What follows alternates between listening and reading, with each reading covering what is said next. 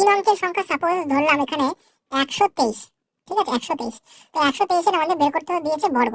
তো আমরা কি করবো, 123কে দুটো নাম্বারে আমরা ভেঙে নেবো, একটা হচ্ছে 12 আর একটা হচ্ছে 3, ঠিক আছে। এবার 12 আমরা কি করবো, হোল স্কয়ার করবো। তো 12 হোল স্কয়ার করলে কত হয়, 144। তোমরা স্কয়ার ইজিলি মাথায় থাকবে 144। আর 3 এর স্কয়ার কত হয়, 3 এর স্কয়ার হচ্ছে 09 করে তোমাকে লিখতে হবে।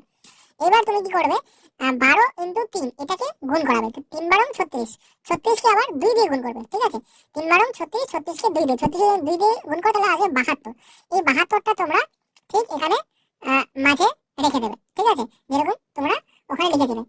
তো এটাকে সাজিয়ে লিখতে হবে 14409, এক ঘর আগে 72। তাহলে করলে কত হচ্ছে 9 2, এখানে হচ্ছে তোমার 11, হাতে 1 মানে 5 আর 1, 15129। এটি হচ্ছে তোমার বর্গ, ঠিক আছে। কার হলো 123-এ আমরা বর্গ পেলাম 15129।